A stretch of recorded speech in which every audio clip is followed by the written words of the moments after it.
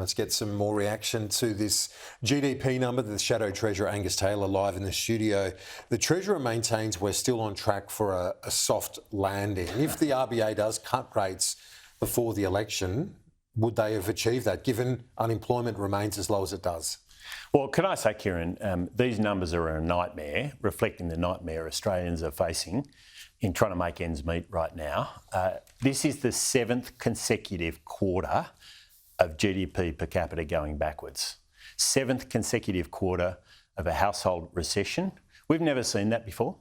We haven't seen it before. It is absolutely diabolical. At the end of the day, what we're seeing is household standards of living collapsing in front of our eyes, 8.7% down since Labor came to power. There is no pathway to restore that lost standard of living. These numbers are a scorecard on the Labor government, and they get a fail. It's very clear. Higher prices, higher interest rates, higher personal income taxes. They're up over 20% since Labor came to power. And at the heart of it is a strategy from Labor, which is a big Australia, big government agenda. We're seeing population growth of just short of 1.6 million since Labor came to power. That's a person coming to live in Australia every 44 seconds. It's way above what we've seen in the past. And we're seeing spending, which is out of control. $40 billion of new government spending or borrowing in the last quarter alone. That's higher than we've ever seen before, including during the pandemic crisis. And the only crisis we've got right now, Kieran, is Labor governments in power, and they are a crisis. The government, the Treasurer said that a big part of that was state spending and defence spending. So, it's always someone else's fault. Is the coalition opposed to the defence investments? This is extraordinary. We've opposed $110 billion of spending through the Parliament. Find me an opposition that's done that in recent time. And the reason we've done that is because this is the wrong time to be spending Australians' money in that way. Now, not $1 of that is defence. Not $1 of it. But this Treasurer will make stuff up because he's never understood the economy. That's clear. He's never understood the challenge that was facing our economy and what needed to be done. His reckless spending, his big Australia policies are wrecking our economy and wrecking Australians' household budgets. And now he's just looking around for other people to try to blame. I mean, he's had a go at everybody. Vladimir Putin was the problem for a while. Donald Trump recently, he had a real go. It was all his fault. Peter Dutton, I mean, it doesn't really matter. He'll always look for someone to blame. Well, he needs to take responsibility. He's got a MyFO coming up in the next few weeks. He's had 3 failed budgets. This time he can get it right, and that means an economy that grows faster than you're spending, productivity getting back on track. We're going in exactly the wrong direction right now, and that's why we've seen an unprecedented collapse in our standard of living, which no other peer country in the world has seen. He's arguing that we'd be in a lot worse position without that government support, like for the cost of living relief that the coalition had opposed.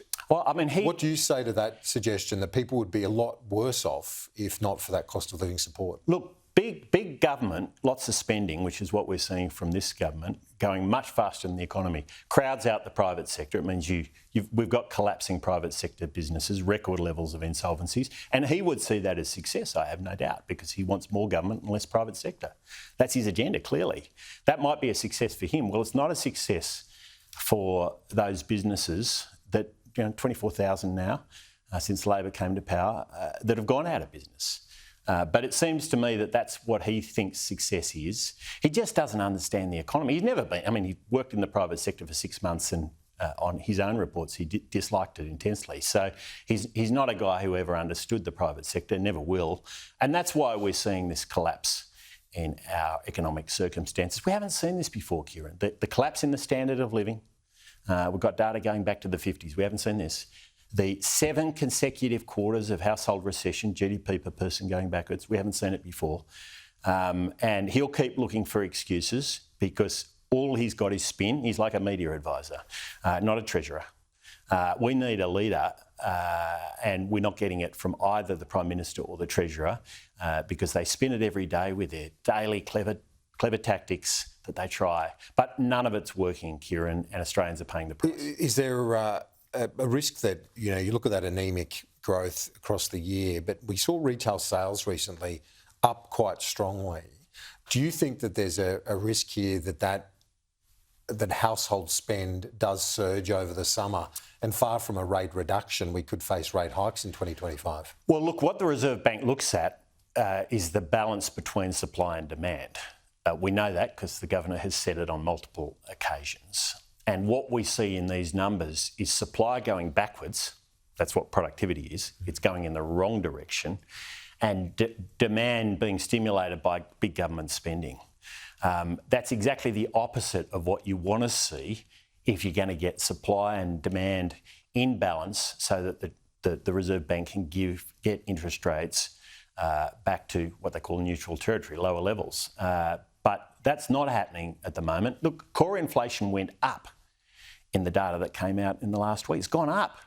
And core inflation, we know, is the number that the Governor and the Reserve Bank looks at. It's going in exactly the wrong direction. We can see why now, because what we've got is big government, big Australia, big population growth, along with a collapse in productivity.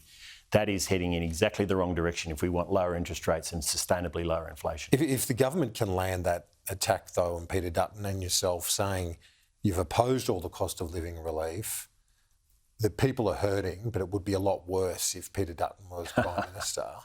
This is You don't think that that's a potent attack? It's a pathetic kind of attack we've come to expect from Labor, but no doubt we'll hear more of it. The truth is this government has failed, Kieran, on any measure. And we've known from the start the way to ensure Australians have a rising standard of living, growing prosperity, is to bring inflation and interest rates down as quickly as possible. That's why we've opposed $110 billion. A short, sharp recession? Just making sure that your economy grows faster than your spending and that productivity is growing in a sustainable way. We're not seeing either of those things. We've had 3 failed budgets. We've had a Treasurer who spent much of his time writing these essays on remaking capitalism, trying to take over the future fund so he could spend it, and a Prime Minister who was obsessed with his failed voice referendum. No wonder they've been distracted, and no wonder they're taking the country in the wrong direction. Mr. Taylor, thanks as always. Good on you. Thanks, Kieran.